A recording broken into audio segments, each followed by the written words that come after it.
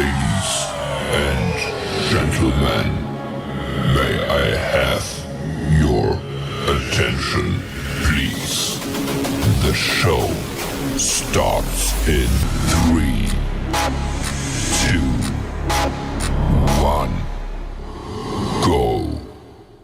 Good morning, CaneSport. It's November 19th, 2021. I'm Gary Ferman, the publisher of CaneSport.com, joined as always by our managing editor, Matt Shodell, as we discuss the news of the day. And Matt, before we even get started, show everybody your shirt. I was waiting to say something meaningful. We're not waiting for anything. No. I mean, look, he traded in the alligator for this. You believe this? I mean, this show has created a monster. Listen, it's not my fault Shohei Ohtani got such a big following when he happens to have a shirt that's modeled after me, okay? He's got his Legion of Zoom all over America now, and it's gotten to his head, so now he's wearing show nose shirts. I'm not even wearing my own shirt. Absolutely. If they make one for me, then I'll be excited. They haven't made one for me yet. This is for somebody else. Oh, my goodness. All right. Listen, if they had a shirt, if there was some famous guy, Ferman Ohtani, and it had a Ferman nose shirt, would you buy it? Probably. All right. All right. So I guess we'll start with the news of the day being the news of last night. And, you know, my God, Matt, we both had the opportunity to attend, I guess what they called the Canes for Life roundtable. We could say now where it was. It was in Miami Lakes. And, I mean, Jesse Armstead flew in from New York. That's how important it was to him to be there. And, man, I think after several hours of listening to these guys talk so passionately, and we had a chance to interview some of them and have dinner with some of them and drink vodka with some of them, and just an overall great night, to be honest. I think you would agree with me that if the modern day Miami Hurricanes had anywhere near the passion that these guys still have, 5, 10, 15, 20, 25, some, 30 years in the case of Eddie Brown, years after they played for the Hurricanes, I think Miami would be putting up much better records each year. I mean, what? I don't know. I can't. Come on, don't be negative. Those guys were passionate as hell. Yeah. So what I wanted to say is I was sad. I was sad being at that event for 4 hours because it's like watching. It's like a memory of watching your favorite movie with your dad on the couch for all these years, and your dad's not here anymore. Yep. That's what it was like. It felt like a funeral. And I know these guys didn't mean it to feel like that. I know these guys are trying to be the solution to a problem that's gone on for so long. It's just sad that I felt sad watching it. I can't explain why I was sad watching it. Well, I mean, I had a great time talking about Romberg, talking to a bunch of guys that I covered when I was there. I don't understand where the emotion comes from, but that's the truth. I'll tell you where it comes from. These guys, I mean, and so many of them were there, and so many of them had great careers at Miami, and all they want is to be a part of the solution. Brett Romberg says, if Manny Diaz had just called me once and said, can you come over and work with Corey Gaynor or Ja'Kai Clark and, work with them on the shotgun snap set or absolutely anything, he would have dropped whatever he's doing and he would have been there in 10 minutes. And he said, and right behind them would have been Reggie Wayne and Ed Reed, who is there, I guess. But, everybody would be lined up right behind him, if they would just had the invitation. Forget all that. The best thing that he said, and I'm going to interrupt you. Just interrupted me. I'm interrupting because it's super important. I'm keeping score. Fine. I told you. No, this doesn't count because I told you when it's super important, interrupting is okay. It's just when you interrupt me for stupid things, that's when it's not okay. This is super important because you're talking about Brett Romberg and his passion. The best part of the whole night to me was when he said, if somebody asked me to, and if there was a way I could do it, he started naming players who would go with him and pick it outside the Oregon Athletic Center. Oh, in Oregon, Mario. Yeah, for Mario. Yeah, he's ready to fly every former player across the country to Oregon if somebody would just give him a jet.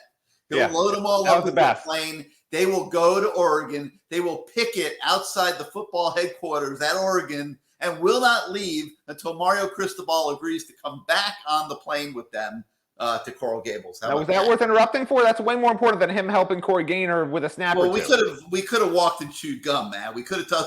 We could have told both stories. Listen, I got to get breakfast at some point. I don't got all this time to waste with you yapping about, hey, he's got to go on campus more and help the kids. No, this was important. So cross off the cross off that you just wrote on there, because that doesn't count. That was important. All right. Thank you. All right, I crossed it off. The bottom line, these guys are like incredibly passionate, and like when they start talking, it's like their veins are like popping out of their heads, and it's like Daryl Fullington was unbelievable, how passionate he was, and they're going to make a video of this event that took place last night, and it's going to be released next Tuesday on the Crowdit app that some of the players are involved with and stuff. And, anybody wants to watch it, we'll be able to watch it on the app.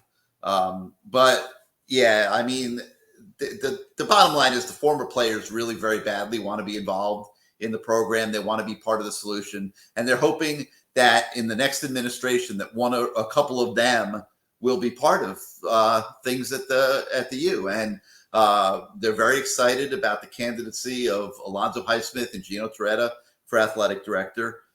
They're very excited about the possibility of Mario Cristobal being the head football coach.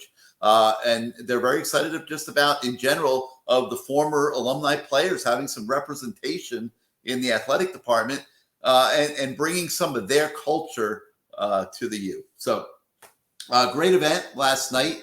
I congratulate Mel Bratton, Crowdit, and all those guys that put it together. I don't know if anybody that matters will watch it, but we'll see how things transpire. Like, I don't know if who matters. The fans matter. They're going to watch it. No, but I'm saying I don't know that the president's going to watch it. They don't have to listen. They're not going to. I can't see Julio Frank, over a cup of coffee Tuesday night, whipping out his cell phone and downloading the Crowded app to watch these former players that he, quite frankly, has never heard of carry on about how badly they want the program to get back and how badly they want to be there. But this is how great it was when you're there and you're watching these guys talking. Every other word, they use curse words as adjectives, right? So every other word, they say something, and somebody's like, we got to edit that out of the video when we release it. We got to edit that out of the video. They said the word edit more than they spoke about the Hurricanes during the whole evening. It was insane. That's a true story. I'll tell you, it was epic. I'm telling you, folks. I mean, it was really fun, and I hope they do it every year because we certainly had a good time going to it. All right, so let's talk about the other stories on the website this morning, and Zach McLeod's final home game.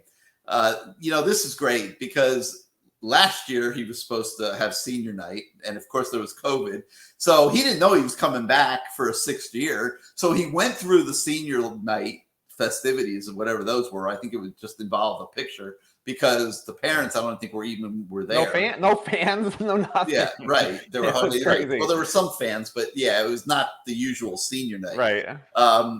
So Zach gets to do it all over again Saturday night at the Hard Rock Stadium, and good for him.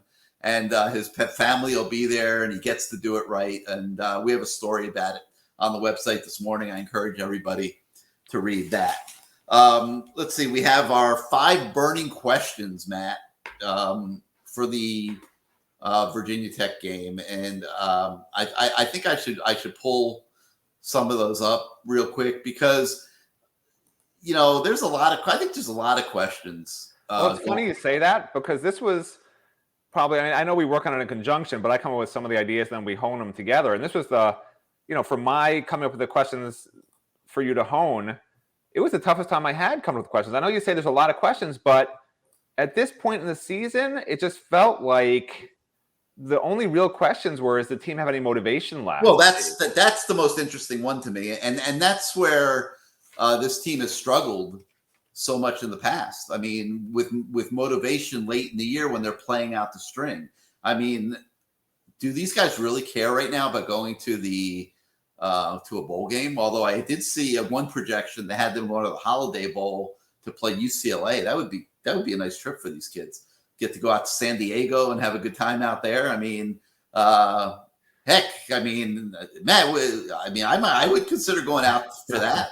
I mean, I'm about ready to get out of South Florida. You know, listen, if you stay in La Jolla, if you go out there, stay in La Jolla. 100%, I would stay in La Jolla. My best friend from high school lives out there, and I was just out there a couple of months ago. If I ever lived anywhere other than Miami, it would be San Diego, because the weather there, it's not amazing. Like Miami where it's hot in the summer. It's 70 degrees year round. Yeah, La Jolla is great. It's the most underrated city, I think, in the entire world. Like, people don't want to live there. I don't understand why. It's the greatest. And La Jolla is great. I would probably consider that. And they have, of course, great golf down there and stuff. I mean, for a crummy season, that would be a hell of a bowl trip if they could get invited to the Holiday Bowl. I mean, the only problem with San Diego is there's no stone crabs. And I have fished off the beach several times because I go visit my friend every year. In the Pacific? And I've never caught anything. They have plenty of crabs scurrying around, but they're not stone crabs. They're little tiny weird-ass crabs on the bluffs, on these rocky bluffs off La Jolla. But yeah, my wife watches The Bachelor, and they had I think it was Bachelor in Paradise, and they had a location on the west coast over there of Mexico, and half the show was them showing these shots of these little crabs running all over the place. I'm like, is that coming out of the Pacific Ocean? Yeah. Thank God. I tried to fish off the rocks several times. I have had no luck. Caught nothing. Not a fan. I don't think there's any fish on the West Coast. I went to Seattle once. I went salmon fishing with my kids, and we didn't even get a bite. Like, not even a bite in like 5 hours. Yeah. I don't think there's any fish over there. I don't know. Well, I think, you got to get the salmon run at the right time. I don't know when you went over there, but I'm guessing it wasn't the right time. Paid a lot of money to take my kids on a charter boat. You can literally, if you're going salmon fishing, you can literally see the salmon in front of you. Like, that's pretty much salmon fishing. I don't know what you were going for, but it wasn't salmon. I don't know, but I will tell you, I spent a lot of money for a charter captain, and I took my kids out on this boat trying to win the Dad of the Year award, and we did not even get a nibble. Not even a nibble. It was so bad that when we got back to shore, I demanded my money back. I mean, it was like ridiculous. Really? I got it too. I got it back. Mm. It was so deserved. This was really a joke. 5 hours out on a boat in the Pacific Ocean and not even a bite. That's the kind of trip where if I come back from that with my kids and my wife's not on the trip, we just go to the fish market. We buy a couple of giant fish and we bring them home and cook them for dinner. We don't tell her anything, and that's it. That's the way I roll. Just pretend you caught them. Yeah, you can't go. That's embarrassing. It is embarrassing to spend $600 and come home with nothing. Yeah, I agree. So, this team has not performed well in this situation in the last few years when they have very little to play for, and it's kind of understandable, I guess. But can they motivate themselves, Matt, on Saturday night to play for themselves, for the seniors, for Manny, who clearly is probably coaching his last home game at Hard Rock, more than likely? Can they summon it all? I believe what I've seen, and what I've seen is they have not given up on the season as players. They have played hard. They have not played particularly well at times. But I can't fault their effort at all. I don't get the feeling that they're playing or have been playing ever since they were 2-4 for anything other than let's just try to win each game. That's what it seems like. And that's something they haven't done in over a decade. If that changes this week, I'd be surprised. And it would not bode well for whoever coaches the team next year. Because I've been saying, I think that this is a player-driven culture of play hard regardless. It doesn't matter if we're 0-8, 8-0, 2-6, 2-4, 6-2, whatever. I'm just making up numbers now. But the point being, play hard, play for each other. Don't worry about the end goal. Just try to win this game.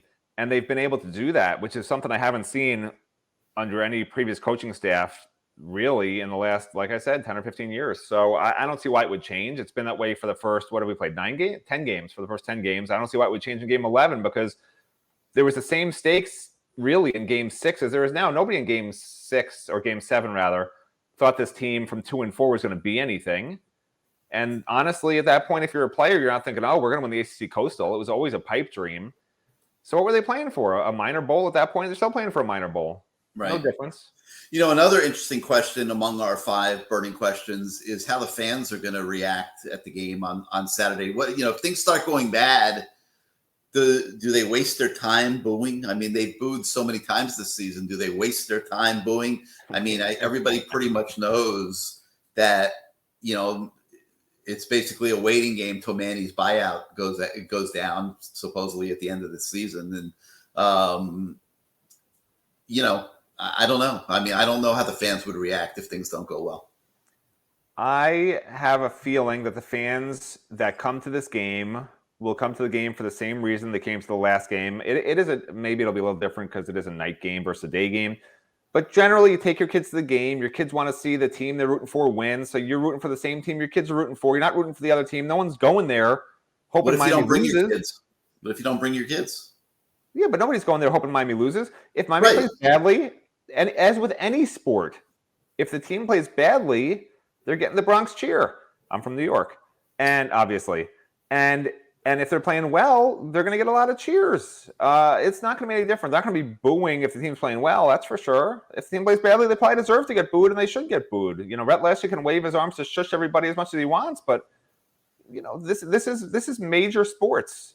If you don't play well, you should be booed. That's to be expected. And if your fans don't boo when you play poorly, it means they expect you to play poorly, and you should be upset then. Rhett Lashlee shouldn't be upset when fans boo bad performance. He should be happy they booed bad performance because it means fans care. This is what I told kids when I coached them. I say, listen, you should be happy I'm fixing your problems. I said, you see that kid over there? I don't even tell him what he does wrong because I've given up on him. I haven't given up on you. That's why I'm explaining to you what you're doing wrong. When fans boo, it's their way of telling players you're doing something wrong. Figure it out. Well, I think it's a legit question, though. How invested are the fans going to be Saturday at Hard Rock? Fair question. Season's over. They're not playing for anything. I don't even that segment of the fan base that was cheering for losses because they thought it would help assure Manny Diaz getting fired. Probably don't even feel compelled to that they need to do that anymore. I mean, anybody who did that was ridiculous. Let's face it. Yeah. So we'll see what happens. All right. We also have Tyrique Stevenson blog on the website this morning, and it's winding down for Tyrique. He says he hasn't made a decision yet on the future, but he's had a pretty good season. And can he still get better? Yes, but I'm sure there's going to be agents that want him to go pro right now. It'll be interesting to see what kind of projection he gets from the NFL. But if it's anything in the top couple rounds, I think this could be Tyrique's last game, unfortunately, at Hard Rock, because we love working with him and have loved the NIL relationship that we've had with Tyrique this year. Nothing we would love more than to continue it next year. The kid's awesome. Yeah. But the interesting part of the whole interview to me was he found out the Blake James news on social media before the team meeting, which I don't know why I found it hysterical, but I just did. I think I actually laughed when I was talking to him when he said that, which probably wasn't appropriate, but I thought it was funny. And, the other funny thing, like I was talking to another reporter, you were there at the event last night, and I said, when Manny Diaz got that phone call from Blake James, hey Manny, come up to my office. I got to talk to you about something. I wonder if Manny thought he was getting fired, or if he thought Blake was getting fired. Like, what was going through Manny's head? Like, I wonder which of us is getting fired. So we were laughing about that. I guess we should have been. I don't know if we should laugh. I've been laughing inappropriately several times the last. I know. I am too. I mean, these are two guys getting fired. Like, we're sitting here making a joke about it, but I know it's inappropriate laughter. But like, what are you going to do? Like, it's just awkward things I laugh at. It's my, I know people who laugh at funerals. They can't control themselves. It's like it's just inappropriate laughter. Like what you can't cure that. It's just a mental defect we have. I don't know anybody that laughs at funerals. I do. Do you really? They laugh I really at do. funerals? Yeah, she can't control. It's not my wife, but this person, I'm not going to name her, but she knows who she is. She can't control herself.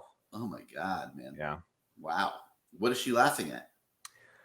I think she understands how weird it would be to laugh, and that makes her laugh. But she just says it's just inappropriate laughter. Like when she's, it's like a nervous thing. Like when she gets super nervous, she laughs. She laughs. And like, I guess she gets nervous at funerals. I don't know.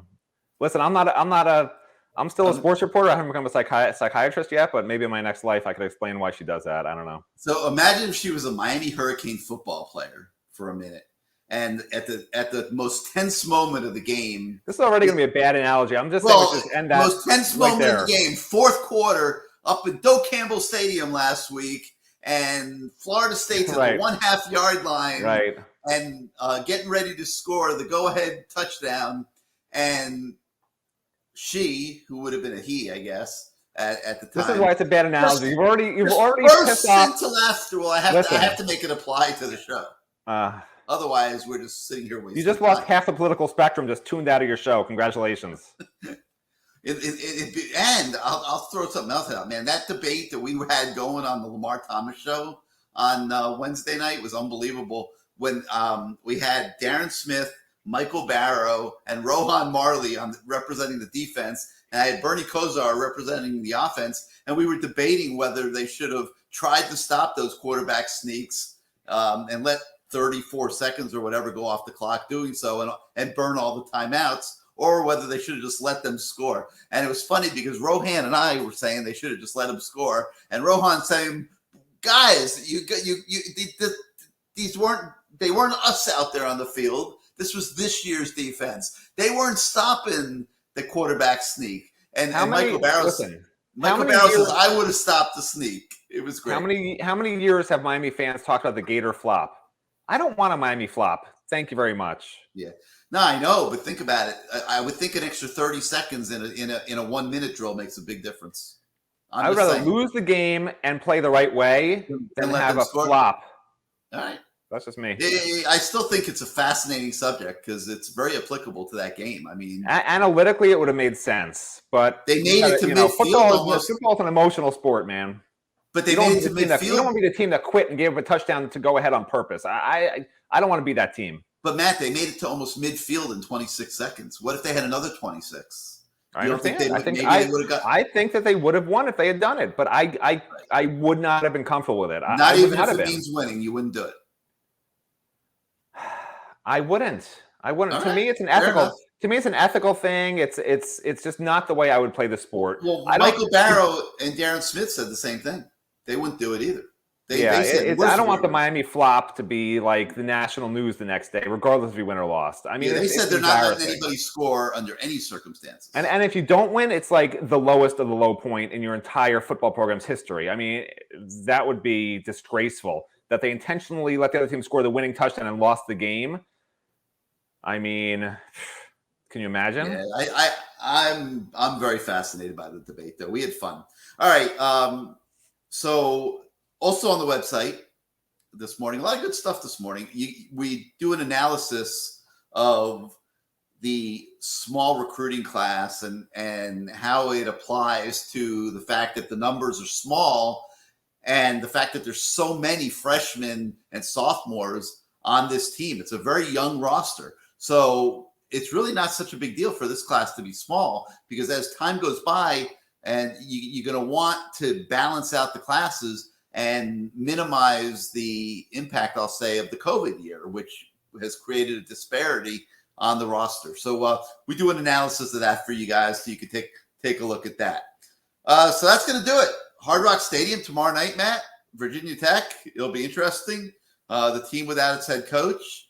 The team that might be about to lose its head coach. It's that time of year in college football. The carousel is going. And if I get one more phone call from a radio station wanting me to come and do an interview on Lane Kiffin coming to Miami, I think I'm going to puke because way premature, in my opinion, on those rumors. I acknowledge that if they don't get Mario Cristobal, that he might factor into the picture as the next best choice.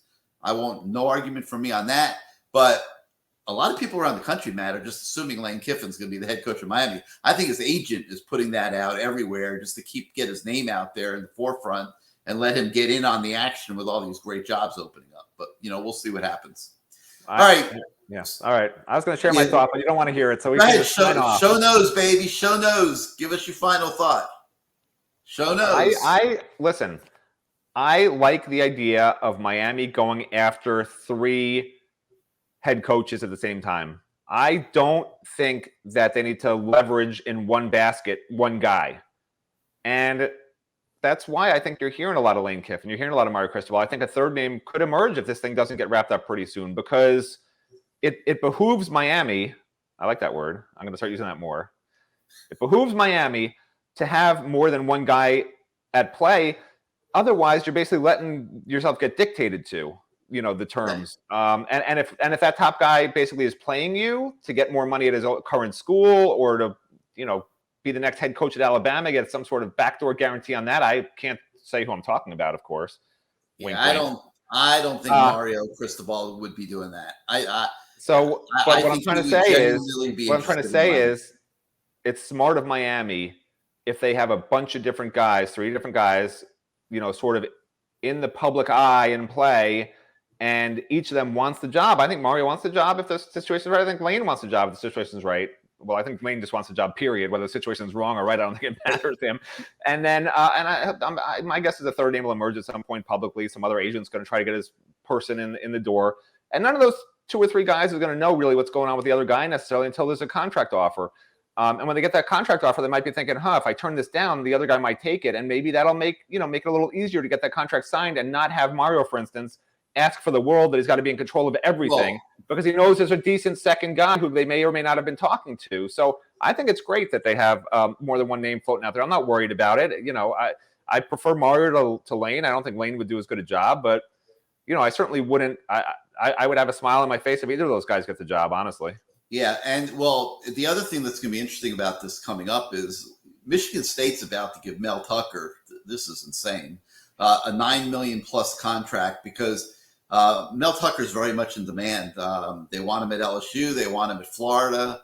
I'm sure there's going to be others. And Michigan State knows if they don't do something out of the box, that they're losing him. And they don't want to lose him. They want to keep him. And so they're going to offer him $9 million.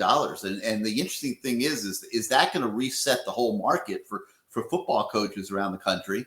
And I mean, this guy hasn't won a damn thing yet. He's won nothing. He's done a pretty good job considering the expectations coming into this year. I'll tell you that. Okay, I think he won 2 games last year, and they turned that program around. No, I think they won 4. I think they won 4 last year, and he goes and he gets 17 transfers in the portal, lucks into the Heisman Trophy winner probably at running back in the Kenneth Walker kid that he got from Wake Forest of all places, and I think lucks into is the wrong word, but go ahead. Well, I guess they did a good job getting them. I don't even know the history, but the fact that they took all these kids from all these different places and turned them into a team that looks the way it did in the matter of fall camp is incredible. There's no luck involved. That's great coaching. Incredible. No argument. Great evaluation of the transfer portal and great coaching. Great coaching, great evaluation, no question about it. However, he's going to finish probably 9-3. He's not going to win the conference. It's still Michigan State. And they're going to jump him to a $9 million a year coach. Right. Are you kidding me? Right. And totally blow the whole market all over the country out of the apple cart. But this is what you're not grasping. This is what Miami administration, I hope, is paying attention to, Mr. President. Okay, they understand if Mel Tucker, it's still too early in the morning. If Mel Tucker leaves for another job after this year, which is probably his best chance to get a really major job, they're back at square zero, man. These transfers have no affinity to Michigan State, and that program will be starting over basically. So this is their chance, just like Miami has its chance right now, its big window. This is their big window to get it right, and they're willing to do what it takes to get it right. Now, will Miami show the same resolve? This is the question we keep talking about. Will Miami show the same resolve, or will Miami screw it up like they've screwed up so many times over the last 20 years? We don't know yet. They could still screw it up. I mean, I love everything I've seen from Rudy and the president's office and everything else, but that doesn't mean that as they get down the wire here that they can't screw this up. So we'll see what happens. All right, that's going to do it. Everybody have a great weekend. For those that are coming to the game, we'll see you at the stadium. We'll be back Monday morning with Good Morning CaneSport to update everything that's going on. So from that show knows, I'm Gary Ferman. Yeah. Oh, God. Thank you for joining us once again on Good Morning CaneSport. Have a great day, everybody.